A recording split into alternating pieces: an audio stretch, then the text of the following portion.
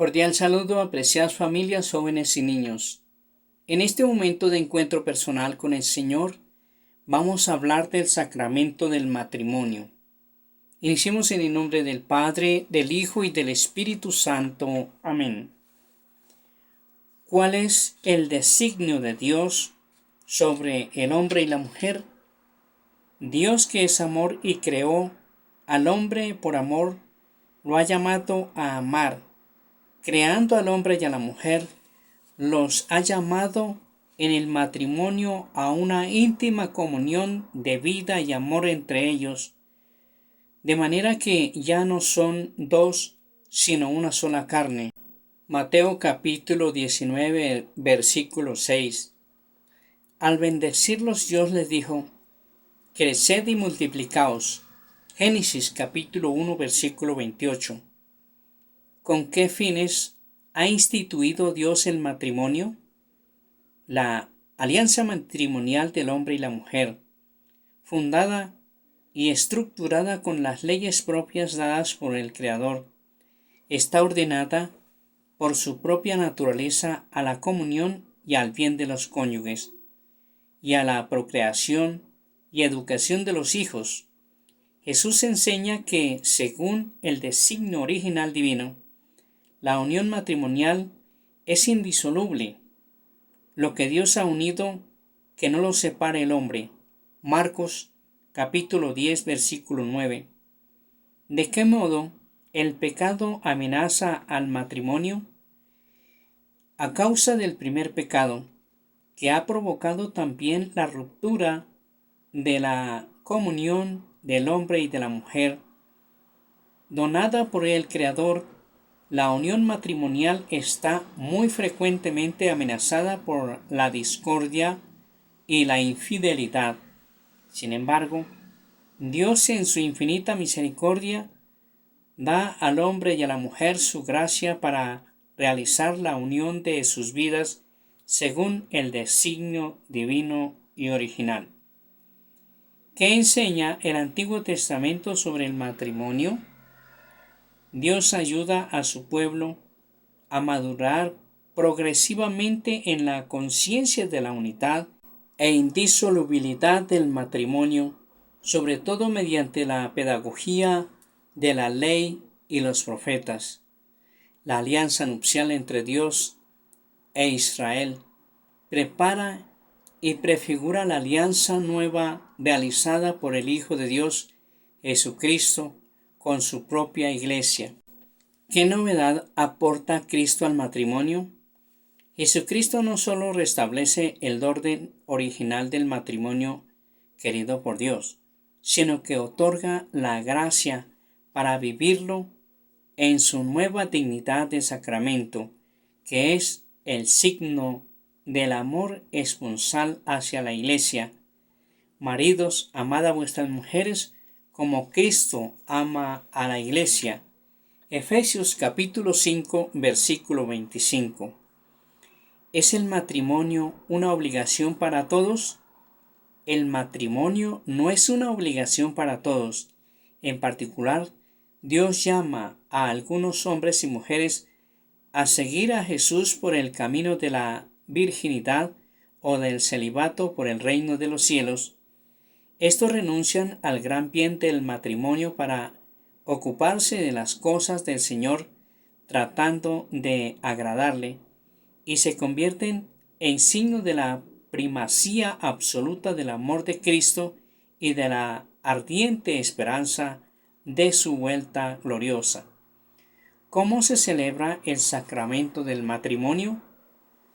Dado que el matrimonio constituye a los cónyuges un estado público de vida en la Iglesia, su celebración litúrgica es pública, en presencia del sacerdote o de un testigo cualificado de la Iglesia y de otros testigos.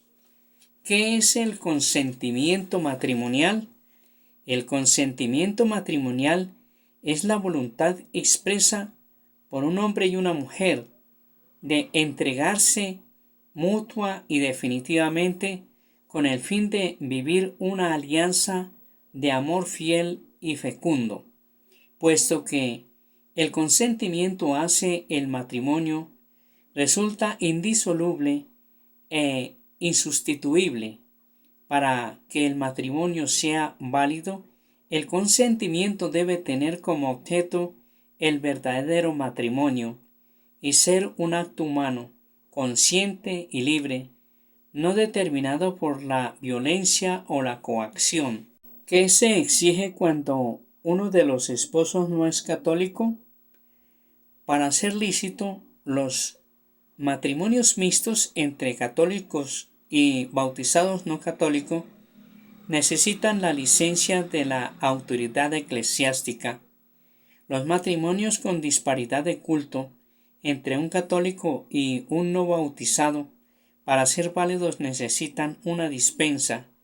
En todo caso, es esencial que los cónyuges no excluyan la aceptación de los fines y las propiedades esenciales del matrimonio y que el cónyuge católico confirme el consentimiento conocido también por el otro cónyuge de conservar la fe y asegurar el bautismo y la educación católica de los hijos.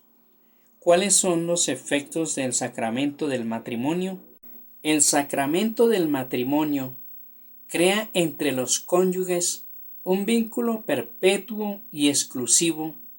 Dios mismo ratifica el consentimiento de los esposos. Por tanto, el matrimonio rato y consumado entre bautizados no podrá ser nunca disuelto. Por otra parte, este sacramento confiere a los esposos la gracia necesaria para alcanzar la santidad en la vida conyugal y a acoger y a educar responsablemente a los hijos. ¿Cuáles son los pecados gravemente contrarios al sacramento del matrimonio?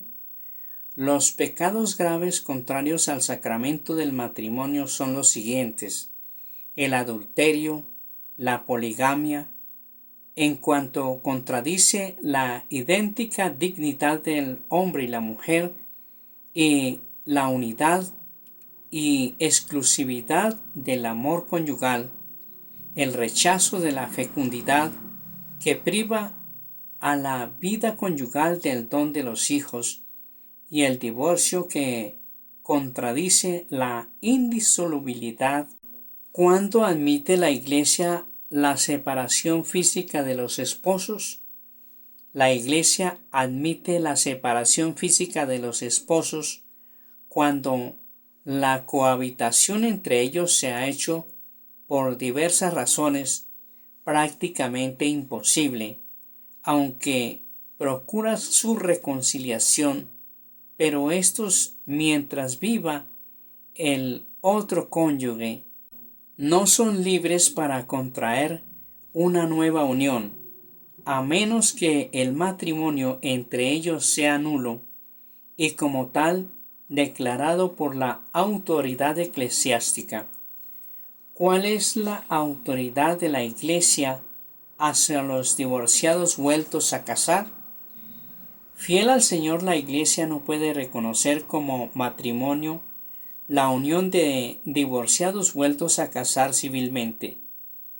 Quien repudia a su mujer y se case con otra, comete adulterio contra ella, y si ella repudia a su marido y se casa con otro, comete adulterio. Marcos capítulo 10, versículo 11 y 12. Hacia ellos la Iglesia muestra una atenta solicitud, invitándoles a una vida de fe, a la oración, a las obras de caridad y a la educación cristiana de los hijos, pero no pueden recibir la absolución sacramental, acercarse a la comunión eucarística, ni ejercer ciertas responsabilidades eclesiales mientras dure tal situación, que contrasta objetivamente con la ley de Dios. ¿Por qué la familia cristiana es llamada iglesia doméstica? La familia cristiana es llamada iglesia doméstica porque manifiesta y realiza la naturaleza comunitaria y familiar de la iglesia en cuanto familia de Dios. Cada miembro, según su propio papel, ejerce el sacerdocio bautismal, contribuyendo a hacer de la familia una comunidad de gracia y de oración, escuela de virtudes humanas y cristianas y lugar del primer anuncio de la fe a los hijos. Que el Señor nos bendiga y nos guarde de todo mal, nos conceda la gracia de vivir en su paz y su amor, y nos guarde para la vida eterna, en el nombre del Padre, del Hijo y del Espíritu Santo. Amén.